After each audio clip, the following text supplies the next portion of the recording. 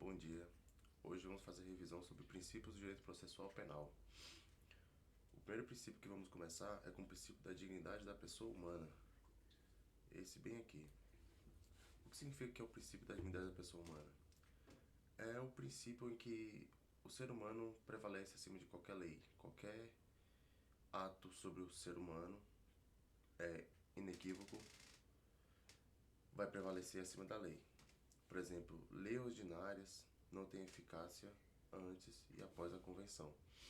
Que convenção é essa? Convenção Interamericana de Direitos Humanos, onde prevalece que o ser humano é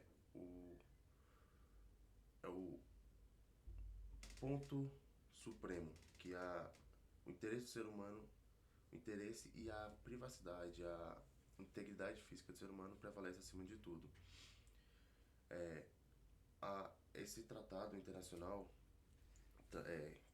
cada país eles tem uma forma de reger esse tratado, essas normas podem ser de eficácia absoluta, eficácia plena, então isso depende de cada tratado.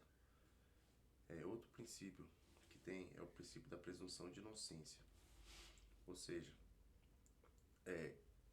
o preso não será condenado porque ele tem a presunção de que ele é inocente, ou seja, ele só será condenado se provar que ele foi condenado. Caso contrário, ele é inocente. O princípio segue dessa forma. O princípio da garantia probatória, que ele está englobado no presunção de inocência, vocês podem ver aqui, ele é um princípio que a acusação tem que provar que o réu cometeu o crime. Esse princípio trata primeiramente disso. O princípio de tratamento. O preso, ele deve ter a liberdade e a exceção deve ser a prisão. Ou seja, presume que a liberdade dele vem em primeiro lugar. Em casos muito raros, ou seja, quando ele tem algum motivo alguma forma de... Quando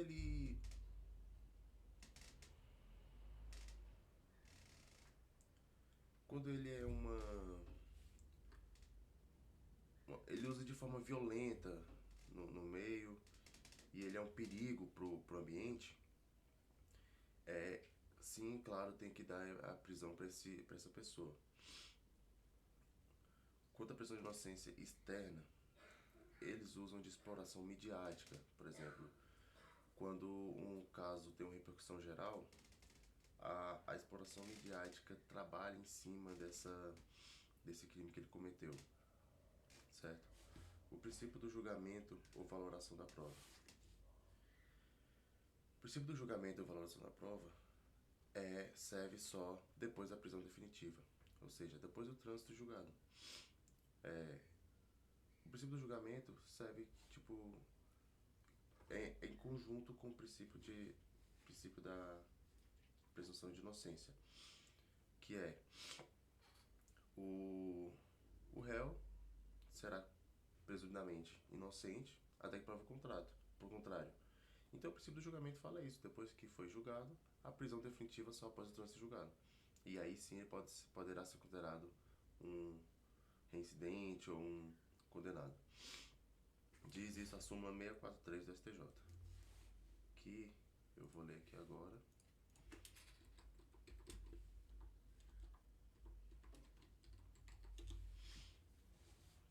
A súmula 643 do STJ estabelece que a execução de penas restritivas de direitos só pode ser iniciada após o trânsito julgado da condenação. Em outras palavras, a execução dessas penas não pode ser iniciada antes que a sentença condenatória definitiva, sem possibilidade de recurso, seja confirmada. Então é literalmente o princípio do julgamento e a valoração da prova, que estabelece que as penas restritivas de direitos só podem ser iniciadas após o trânsito julgado da condenação. Como vocês podem ver aqui.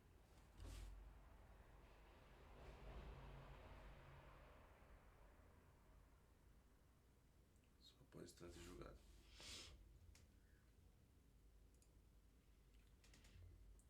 princípio do contraditório. O princípio do contraditório é ampla defesa. Ou seja, ele está estabelecido no artigo 5º, 54 da Constituição. E o princípio do contraditório simplesmente diz que o réu tem o dever de se opor contra a denúncia feita por ele. Que ele tem o objetivo de ter um defensor para ele, que é o artigo 261 do CPP. Eu vou ler para vocês aqui. Nenhum acusado, ainda que ausente ou foragido, será processado ou julgado sem um defensor. Que esse princípio contraditório diz que o réu, por pior crime que ele cometa, ele terá que se contradizer, terá que ter um advogado ou um defensor para protegê-lo e ele se proteger para poder alegar o que ele fez e o que ele não fez. Principalmente o princípio da história diz sobre isso. O princípio subjetivo é que o juiz tem que zelar pela defesa do réu, que é o artigo 4975. Ou seja, o juiz, em casos de que o réu não tem condições de pagar um advogado, o juiz tem que conceder um advogado dativo para aquele réu. Porque ele não pode ser condenado, de acordo com o artigo 261 do CPP, ele não pode ser condenado sem a defesa. Não pode ser condenado sem defesa. Se caso a audiência aconteça sem a defesa, o processo tem que ser suspenso até que ele arrume uma defesa concreta para aquele caso. Dito isso, tem uma regra de posição, que o réu ele tem que ser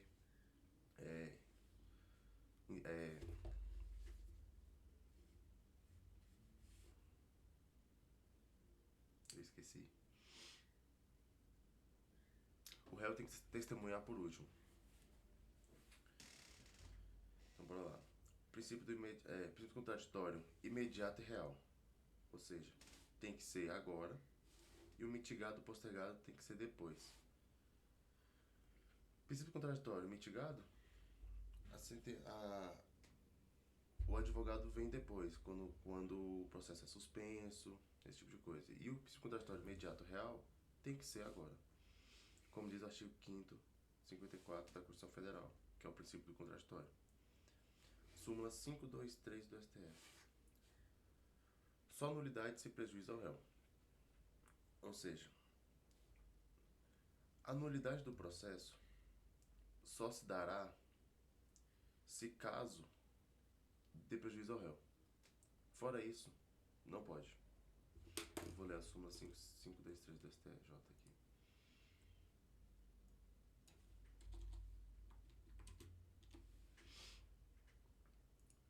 Estabelece que a taxa de juros e mora na petição de repetição em débito de tributos estaduais deve corresponder àquela utilizada para a cobrança do tributo pago em atraso. Eu peguei a errada do STF. Súmula 523 do STF estabelece que, no processo penal, a falta de defesa constitui nulidade absoluta, mas a sua eficiência só anulará o processo se houver prova de prejuízo para o réu.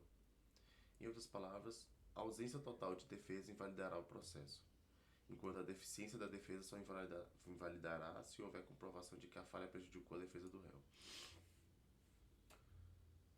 A sua deficiência só anulará o processo se houver falta de prejuízo ao réu, que é a súmula 523 do STF. Só nulidade sem prejuízo ao réu.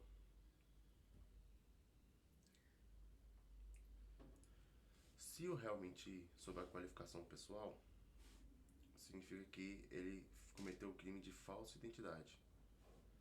Por exemplo, o juiz pergunta ao réu: qual é o seu nome? O nome dele é João, ele fala que é Ricardo. Por exemplo, ele cometeu o crime de falsa identidade e será acusado por isso. Princípio do nemo tenetur se detegere.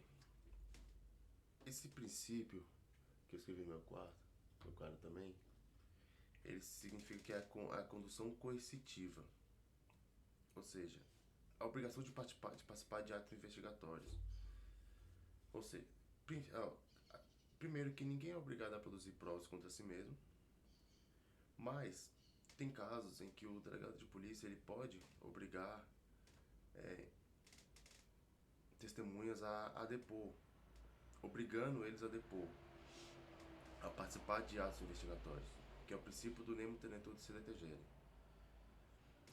E, caso uma prova ilícita seja entranhada no processo, ela só será admitida se for benéfica ao réu. Se for prejudicial ao réu, essa prova ilícita tem que ser desentranhada do réu, do processo, que é no caso aqui. O princípio do favor rei. O princípio do favor rei presume que é uma presunção de inocência que prevalece o interesse do réu. O princípio do favor rei é quase o mesmo princípio do que o princípio da presunção de inocência. Só que o princípio do favor rei, ele é no casos em que a divergência vai prevalecer o interesse do réu. E aí presume que ele é inocente. Diferente do princípio da presunção de inocência, que o réu já é presumidamente, antes do início do processo, inocente, até que prova o contrário. O favor rei não. O favor rei, em caso de contradição, presume-se inocência, certo? Eu vou até colocar aqui de roxo.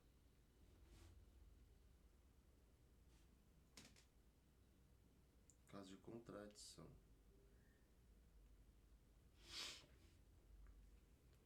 O princípio da paridade de armas, par condicio. O princípio da paridade de armas, ele é mitigado pelo princípio da oficialidade, que é onde todo ato tem que iniciar de ofício. Vem o inquérito policial, vai para o Ministério Público acusa, e assim segue. Princípio da paridade de armas. Disposição sobre o juiz natural são analogamente aplicadas ao Ministério Público. As disposições que dizem sobre o juiz natural é que eles são analogamente aplicados ao Ministério Público. Ou seja, o Ministério Público e o juiz natural andam juntos. E quando um juiz natural dá uma sentença, tem que passar por um Ministério Público, porque eles andam juntos. Princípio da identidade física do juiz. O próprio juiz deve proferir a sentença. Ou seja, o próprio juiz que iniciou o processo com aquele réu, ele deve colocar a sentença.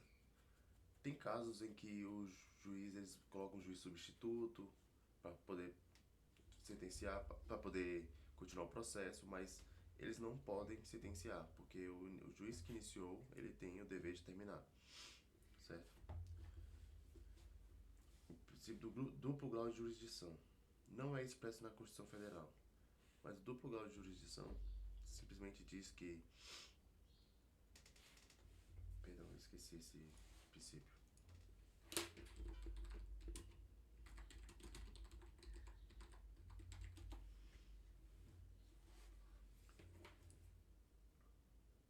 O duplo grau de jurisdição, ele se baseia no sistema judiciário.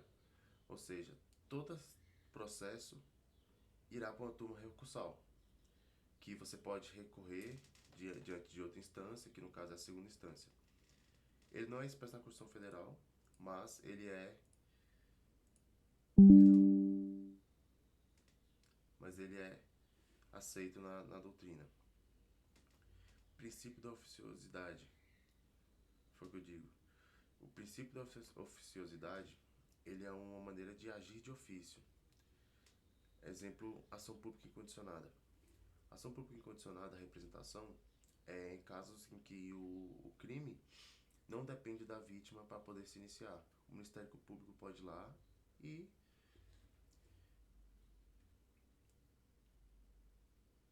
denunciar. E assim inicia o processo. Inicia-se o processo de ofício, sem uma provocação da parte. O artigo 5º, 61 da Constituição Federal, diz que ninguém será preso. Eu vou ler isso aqui para vocês, para entender melhor.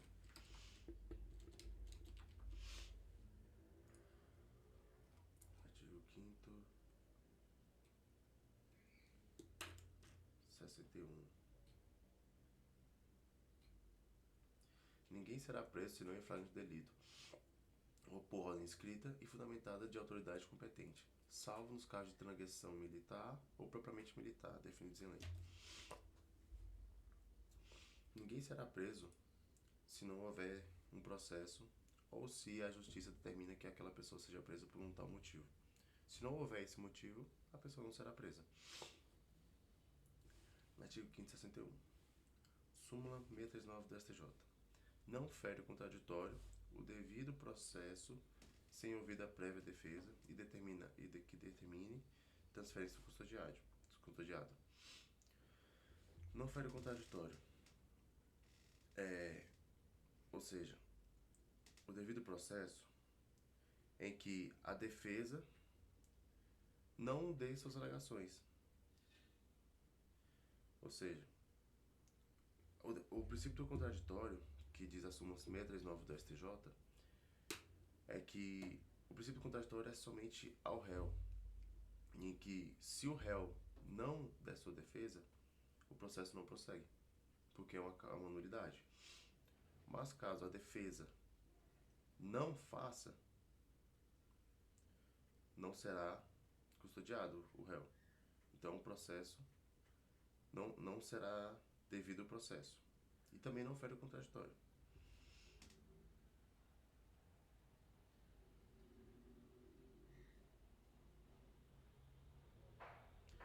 Audi atua et altera pars. Princípio do contraditório, em latim.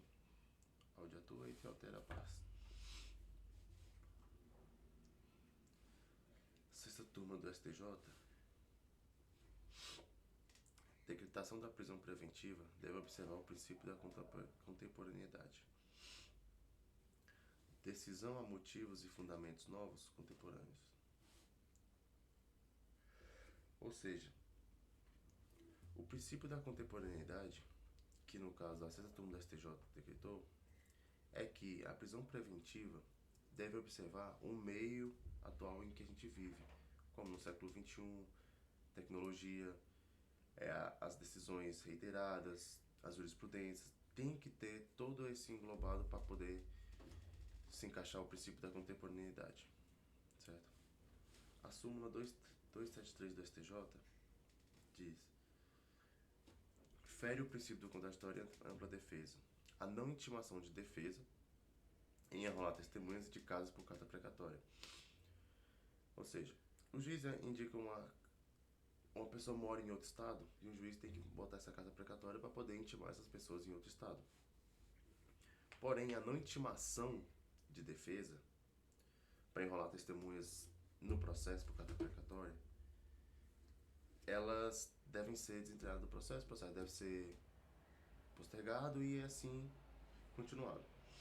Porém, quando fere esse princípio, é uma causa de nulidade do processo, podendo tanto ser extinto ou suspenso. E o juiz não pode falar que o processo, que as testemunhas não foram indicadas por causa da carta precatória, porque é um direito do réu de ter testemunhas para que possa ser absolvido do caso ou condenado, depende do caso concreto. Princípio da identidade física do juiz. Eu fiz uma questão sobre magistratura e caiu esse princípio que eu achei bastante interessante, que eu não sabia o que é, que foi o que eu falei lá em cima. O princípio da identidade física do juiz é que o juiz que iniciou deve transferir a sentença. O juiz que inicia tem que terminar. O juiz que olhou provas, depoimento, oitiva, etc., deve ser o que vai proferir a sentença. Portanto, proporciona os subprincípios da oralidade, concentração dos atos, da imediatidade. O princípio da indivisibilidade da ação penal, que é o artigo 80 do CPP. Será facultada a separação dos processos nos casos em infrações praticadas em circunstâncias de tempo ou de lugares diferentes,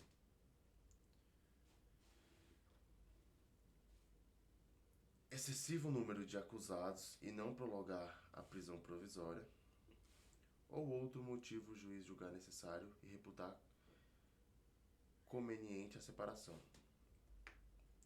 O juiz, o primeiro caso, as infrações em circunstâncias de tempo e lugar diferente, por exemplo, um crime cometido no estado A e estado B, pode sim ser desenterrado e separado dos processos. O princípio B diz que o número de acusados eles não pode prolongar a prisão provisória. Excessivo número de acusados e não pode prolongar a prisão provisória. Ou seja, existem 500 pessoas no processo, o juiz pode desentrar esse processo em partes. Se, no caso, no motivo C, se o juiz achar necessário reputar isso, que o princípio B e o C estão andando juntos. A interposição do recurso extraordinário e recurso especial não é manifestação de duplo grau de jurisdição, porque esses são os processos interpostos especialmente em instâncias superiores, certo? Duplo grau de jurisdição é o direito da parte de ter a matéria revisada, que é no caso de recurso. RE e o RESP, como dito aqui em cima, os tribunais respectivos não funcionam como instâncias recursais. Eles funcionam como instâncias definitivas, como uma única instância. Duplo grau de jurisdição serve para a instância de primeiro grau e de segundo grau, que seja recursal, não dando ao recurso especial. RE ou ao RESP, que é o recurso especial, recurso extraordinário e recurso especial, que vai ao STJ e o recurso especial ao STF. Por fim, finalizamos os princípios do direito processual penal. Até mais, muito obrigado.